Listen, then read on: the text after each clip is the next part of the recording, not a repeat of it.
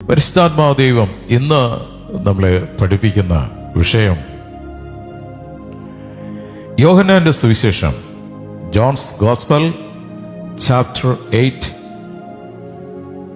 31 and 32 verses. ഇന്നത്തെ നമ്മുടെ ചിന്താ വിഷയം the truth will set you free. സത്യം നിങ്ങളെ സ്വതന്ത്രരാക്കും. നമുക്ക് വായിക്കാം.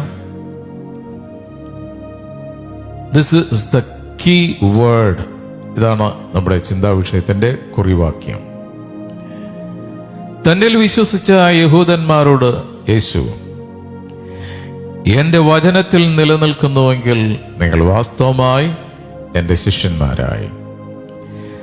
Then said Jesus to those Jews who believe it on him, if you continue in my word, then you are my disciples.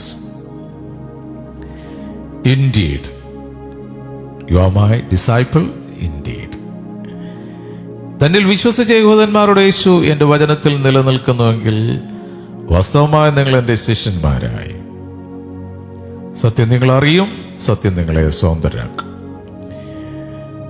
And you shall know the truth, and truth will set you free.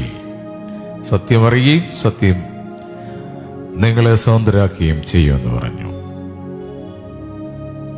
Amen. Praise the Lord. വിശ്വസിച്ച യഹൂദന്മാരോടാണ് കർത്താവ് സംസാരിച്ചത്. അതിലൊരു കാര്യം വ്യക്തമാണ്. വിശ്വസിക്കാത്തവരോട്, കർത്താവായ യേശു ക്രിസ്തുവിൽ വിശ്വസിക്കാത്തവരോട് കർത്താവിന് ഒന്നും പറയാനില്ല. there is nothing to speak or nothing to say. വിശ്വസിക്കുന്നവനിൽ മാത്രമാണ് ദൈവത്തിന്റെ അഭിഷേകം ഇറങ്ങി വരുന്നത്. ഇപ്പോൾ എന്നെ ശ്രവിക്കുന്നത് കർത്താവിനെ രക്ഷകനാഥനുമായി സ്വീകരിച്ചുകൊണ്ടാകാം, അല്ലെങ്കിൽ ഒരു ക്രിസ്തീയ സമൂഹത്തിൽ നിന്നുള്ള യേശുവിനെ പറ്റിയുള്ള അറിവ് ഉള്ളവരുണ്ടായിരിക്കാം. എങ്കിലും പാർഷ്യലായിട്ട് കർത്താവിൽ വിശ്വസിക്കുന്നവരും കാണും. പല ആറ്റിറ്റ്യൂഡുള്ള ആൾക്കാരുണ്ടാകാം. ഒരു കാര്യം വ്യക്തമായി മനസ്സിലാക്കേണ്ടത്, സ്തോത്രം, തന്നിൽ വിശ്വസിച്ച യഹൂദന്മാരോട് യേശു പറഞ്ഞത്, എന്റെ വചനത്തിൽ നിലനിൽക്കുന്നു എങ്കിൽ, എന്റെ വചനത്തിൽ നിലനിൽക്കുന്നു എങ്കിൽ. അവിടെ വ്യക്തമായിട്ട് കർത്താവ് എടുത്തു പറയുകയാണ്, if you remain in my teaching or word. എന്റെ വചനത്തിൽ നിലനിൽക്കുന്നുവെങ്കിൽ. അപ്പോഴതിൻ്റെ അർത്ഥം കർത്താവിൻ്റെ വചനമല്ലാത്ത വചനവും ഉണ്ട്. തീർച്ചയായിട്ടും ഉണ്ട്. ചില വ്യക്തികൾ നിൽക്കുന്നത് കർത്താവ് പഠിപ്പിക്കുന്ന വചനത്തിലല്ല, അവരുടെ പാരമ്പര്യത്തിലാണ്. സ്തോത്രം. കയ്യിൽ ബൈബിൾ ഉണ്ടെങ്കിലും അനുസരിക്കുന്നത് പാരമ്പര്യമാണ്. പിതൃ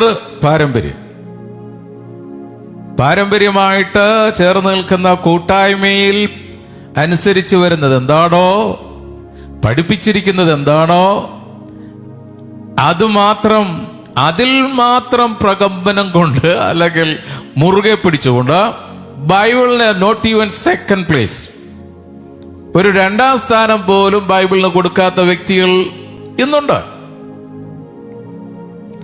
വ്യക്തമായിട്ട് തിരുവചനത്തിൽ കർത്താവ് നമ്മളോട് സംസാരിക്കുന്നത്, എന്റെ വചനത്തിൽ നിലനിൽക്കുന്നുവെങ്കിൽ നിങ്ങൾ വാസ്തവമായി എന്റെ ശിഷ്യന്മാരായി. അടുത്ത പോയിന്റ് ശ്രദ്ധിക്കേണ്ടത് വാസ്തവമായി എന്നാണ് ഉപയോഗിച്ചിരിക്കുന്നത്. Really you are my disciple. Indeed you are my disciple. അവൾ വചനത്തിൽ നിലനിൽക്കുന്നവൻ ശിഷ്യനാണ്. നീ ശിഷ്യനല്ലെങ്കിൽ നീ പാരമ്പര്യത്തിലേ നിലനിൽക്കോ. എന്താ ഞാൻ കേട്ടിട്ടുണ്ടോ? വളരെയധികം മതപുരോഹിതന്മാർ പഠിപ്പിക്കുന്നത് നമ്മുടെ പാരമ്പര്യത്തിൽ നമ്മൾ നിൽക്കണം, നമ്മുടെ പാരമ്പര്യം മുറുകെ പിടിക്കണം. ഈ പാരമ്പര്യം മുറുകെ പിടിച്ചിട്ട് ഈ പാരമ്പര്യം നിനക്ക് ഒരു ചുക്കും തരത്തില്ല. പാരമ്പര്യത്തെയെല്ലാം മുറുകെ പിടിക്കേണ്ടത് ഈ വീട്ടിലിരിക്കുന്ന ബൈബിളില്ലേ, പരിശുദ്ധാത്മാവ് ദൈവം എഴുതി തന്ന ബൈബിൾ, ആ ബൈബിളിലാണ് മുറുകെ പിടിക്കേണ്ടത്. ഈ വചനം രാപകൽ ധ്യാനിക്കുന്നവൻ ഭാഗ്യവാൻ. പാരമ്പര്യം രാപകൽ ധ്യാനിക്കുന്നവൻ ഭാഗ്യവാൻ എന്ന് എവിടെ എഴുതിയിരിക്കണേ? ഈ പാരമ്പര്യത്തിൽ മുറുകെ പിടിക്കുന്നത് കൊണ്ടാണ് നീ ഇന്നേ വരെ ഈ വചനം അനുസരിച്ചിട്ടില്ല. അനുസരിക്കാൻ സാധിക്കില്ല, കാരണം പിശാച് കൊണ്ട് മൂടുപടം ഇട്ടിരിക്കുകയാണ്. സ്തോത്രം. പാരമ്പര്യം എന്ന മൂടുപടം നിന്റെ മേൽ കിടക്കുന്നത് കൊണ്ട് നിനക്ക് ഈ തിരുവചനം അനുസരിക്കാൻ സാധിക്കുന്നില്ല. വളരെ മനോഹരമായിട്ട് ബൈബിളൊക്കെ പിടിച്ചോണ്ട പലരും, സ്തോത്രം, ഇതിന്റെ അകത്തുള്ള സത്യം പറയാതെ മനുഷ്യരെ കളിപ്പിക്കുന്നത്, കവളിപ്പിക്കുന്നത്. എന്താ കർത്താവ് പറയുന്നത്? എന്റെ വചനത്തിൽ നിലനിൽക്കുന്നുവെങ്കിൽ നിങ്ങൾ വാസ്തവമായി എന്റെ ശിഷ്യന്മാരായി. ആ ശിഷ്യന്മാരായവർക്ക് എന്താ സംഭവിക്കുന്നത്? സത്യം നിങ്ങൾ അറിയും, സത്യം നിങ്ങൾ അറിയും. ആ സത്യം നിന്നെ സ്വതന്ത്രനാക്കും. അപ്പോൾ അതിന്റെ അർത്ഥം ഈ ഭൂമിയിൽ സത്യമെന്ന് ഒരു കാര്യമുണ്ട്, ഒരേ ഒരു കാര്യം, ഒറ്റ കാര്യം മാത്രം. ഈ പുസ്തകം, ഈ 66 പുസ്തകം, പരിശുദ്ധാത്മാവ് ദൈവം എഴുതി തന്ന ഈ പുസ്തകം, അതാണ് സത്യം. ആ സത്യം എന്ത് ചെയ്യും? മരിച്ചു ഉയർപ്പിച്ച കർത്താവ് മരിച്ചുപോയ ലാസറിനെ ഉയർപ്പിച്ചില്ലേ? ആ കല്ലറയ്ക്ക് പുറത്ത് വന്നിട്ട് ലാസറിന് നടക്കാൻ പറ്റില്ല. എന്താ? പാരമ്പര്യമായി ഒരു വ്യക്തി യഹൂദമതത്തിൽ അടക്കുമ്പോൾ അവന്റെ ശരീരം കെട്ടിയിരിക്കും. കർത്താവ് അവനെ ഉയർപ്പിച്ച് നിർത്തിയിരിക്കേ, ലാസറിന് നടക്കാൻ പറ്റുന്നില്ല. യേശു എന്താ പറഞ്ഞേ? അവന്റെ കെട്ട് കഴിക്ക്, അവൻ പോകട്ടെ. സ്തോത്രം. ആരാണോ ആ കെട്ട് അവന്റെ മേൽ കെട്ടിയത്, അവനെ കൊണ്ട് കർത്താവ് അഴിപ്പിച്ചു.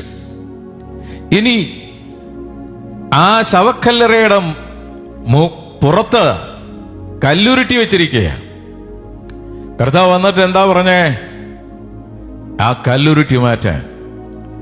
ആരാണോ നിന്റെ മേൽ കല്ലുരുട്ടി വെച്ചിരിക്കുന്നത്, അവനെ കൊണ്ട് കർത്താവ് ആ കല്ല് മാറ്റിക്കും. എന്നിട്ട് മരിച്ച ലാസറിനെ കർത്താവ് ഉയർപ്പിച്ചു. ലാസർ കം ഔട്ട്, ലാസറെ പുറത്തു വാ. അവൻ നിങ്ങളെ പേര് ചൊല്ലി വിളിച്ച് പുറത്തു കൊണ്ടുവരും. അവിടുന്ന് നമ്മളെ നമ്മുടെ ശവക്കല്ലറയിൽ നിന്ന് വിളിച്ച് പുറത്തു കൊണ്ടുവരുമെന്നുള്ള പ്രവചനമില്ലേ? അതാ സംഭവിച്ചത്. പക്ഷെ ലാസറിന് നടക്കാൻ പറ്റില്ലേ? അൺടൈ ഹിസ് കോഡ്, അവന്റെ കെട്ടുകൾ അഴിക്ക്, അവൻ പോകട്ടെ എന്നാ പറഞ്ഞ. നീ ചേർന്ന് നിൽക്കുന്ന ഈ തിരുവചനം പഠിപ്പിക്കാത്ത മതം, സ്തോത്രം, നിന്റെ ലാസറിനെ കെട്ടിയിട്ടിരിക്കുന്ന പോലെ കെട്ടിയിട്ടിരിക്കുക. കർത്താവ് ശിഷ്യന്മാരോട് പറഞ്ഞില്ലേ, നിങ്ങൾ പോകുമ്പോൾ ഒരു കഴുതയെ കാണും, അതിന്റെ കെട്ടഴിച്ച് കൊണ്ടുവരാൻ. ആരെങ്കിലും ചോദിച്ചാൽ യജമാൻ ഇതിനെ കൊണ്ട് ആവശ്യമുണ്ട്. സ്തോത്രം. ശിഷ്യൻ എന്ന് പറയുന്നവൻ കെട്ടഴിക്കപ്പെട്ട കഴുതയാണ്. സ്തോത്രം. അപ്പോൾ നീ ചേർന്ന് നിൽക്കുന്ന മതത്തിൽ, സ്തോത്രം, നിന്റെ പാരമ്പര്യം നിന്നെ കെട്ടിയിട്ടിരിക്കുകയാണ്. ആ കെട്ടുകൾ അഴിക്കണമെങ്കിൽ ഈ തിരുവചനം നീ ഏറ്റെടുക്കണം. പക്ഷേ ഇതിലുള്ള സത്യം നീ ചേർന്ന് നിൽക്കുന്ന കൂട്ടായ്മയിലെ മതപുരോഹിതൻ പറഞ്ഞു തരത്തില്ല. നിന്നെ അഴിച്ചുവിട്ടാൽ, നിന്നെ സ്വതന്ത്രനാക്കിയാൽ, ആചാര അനുഷ്ഠാനങ്ങൾ ചെയ്യാനും അതിലൂടെ പണം വരാനും സാധ്യതയില്ല. അതുകൊണ്ട് നിന്നെ അവിടെ തന്നെ കെട്ടിയിടും. നിന്റെ ആ അവസ്ഥയിൽ കിടന്നാൽ മാത്രമേ, സ്തോത്രം, മരിച്ച നിനക്ക് വേണ്ടി ശുശ്രൂഷ ചെയ്യാൻ സാധിക്കുകയുള്ളു. ആ ശുശ്രൂഷ ഫ്രീ ആയിട്ട് ചെയ്തു തരത്തില്ല. നീ ഗാന്ധിത്തല എണ്ണിക്കൊടുക്കണം. ചെയ്യുന്ന ഓരോ ശുശ്രൂഷയ്ക്കും നീ പണം കണ്ടിട്ട് വേണം മരിക്കാൻ. എന്നാൽ കർത്താവായ യേശു ക്രിസ്തുവിന്റെ തിരുവചനത്തിൽ നിലനിന്നുകൊണ്ട് ശിഷ്യനായി നീ മരിച്ചാൽ, ആകയാൽ ഇപ്പോൾ യേശു ക്രിസ്തുവിലായിരിക്കുന്നവർക്ക് ഒരു ശിക്ഷാവിധിയുമില്ല. ചേർന്നവരെ ഹല്ലേലൂയ പറയാം. ഹല്ലേലൂയ. ഇപ്പോൾ എന്തുവാ അതിന്റെ അർത്ഥം? പുറത്തുനിന്ന് അകത്തേട്ടെടുത്ത ഈ എയറുണ്ടല്ലോ, ശ്വാസം, അത് നിലയ്ക്കുന്നതിന് മുമ്പ് എന്ന് വെച്ചാൽ നിന്റെ കണ്ണടയുന്നതിന് മുമ്പ്, സ്തോത്രം, യേശു ക്രിസ്തുവിനെ അവന്റെ രക്ഷിതാവായി, അവനെ നിന്റെ സ്വന്തം രക്ഷിതാവായി, ഒരു ക്രിസ്തീയ കുടുംബത്തിൽ ജനിച്ചെന്ന് കരുതി മകനെ നീ ശിഷ്യനാകില്ല. നീ ക്രിസ്തുവിൽ ജനിക്കണം. എന്നെ നിന്നെ ക്രിസ്തുവിൽ ജനിപ്പിക്കുന്നത് ഈ പുസ്തകമാണ്. ഇതാണ് നശിക്കാത്ത ബീജം എന്ന് പറയുന്നത്. ദൈവവചനമാണ് നശിക്കാത്ത ബീജം. നമ്മളൊക്കെ ജനിച്ചിരിക്കുന്നത് മാതാപിതാക്കളിൽ നിന്നുള്ള ബീജത്തില. അത് നശിച്ചു പോകുന്നതാണ്. എന്നാൽ ദൈവരാജ്യത്തിലേക്കുള്ള ജനനമാണ് വീണ്ടും ജനനം. അത് നമ്മൾ ജനിപ്പിക്കുന്നത് ഈ തിരുവചനമാകുന്ന സത്യമാണ്. The truth you will know the truth and truth shall set you free. സത്യം നിങ്ങൾ അറിയും, സത്യം നിങ്ങളെ സ്വതന്ത്രരാക്കും. സ്തോത്രം. വാസ്തവമായി നിങ്ങളെ ശിഷ്യന്മാരായി നമ്മൾ പോയിന്റ് ബൈ പോയിന്റ് ചിന്തിക്കാൻ പോവുകയാണ്. സോ സഹോദര സഹോദരി, ഒന്ന് ചിന്തിച്ചു നോക്ക്. നീ എവിടെയാണ് നിൽക്കുന്നത്? കർത്താവായ യേശു ക്രിസ്തുവിന്റെ തിരുവചനത്തിലാണോ, അത് ഈ സത്യം മറച്ചുവെച്ച്, നിന്നിൽ നിന്ന് മറച്ചുവെച്ച്, അർത്ഥസത്യം പോലും പഠിപ്പിക്കാത്ത കൂട്ടായ്മകളുണ്ട്? ഏതിലാ നിൽക്കുന്നേ? ഈ രാത്രിയിൽ പരിശുദ്ധാത്മാവ് ദൈവം നിന്നോട് സംസാരിക്കുകയാണ്, നിന്നോട് മാത്രം. ബിക്കോസ് സാൽവേഷൻ എന്ന് പറയുന്നത്, രക്ഷ എന്ന് പറയുന്നത് വ്യക്തിപരമാണ് മകനെ. നീ ചേർന്ന് നിൽക്കുന്ന കൂട്ടായ്മയിലെ മൂപ്പന്മാർക്കോ മേലധ്യക്ഷന്മാർക്കോ ഇടവക ചാർജ് ഉള്ളവർക്കോ ഒന്നും തരാൻ പറ്റില്ല. അവർക്ക് തരാൻ കഴിയത്തില്ല. നിനക്ക് രക്ഷ യേശു ക്രിസ്തുവിൽ നിന്നാണ്. ആ കർത്താവായ ഈ വചനത്തിലൂടെ സംസാരിക്കുന്നത്.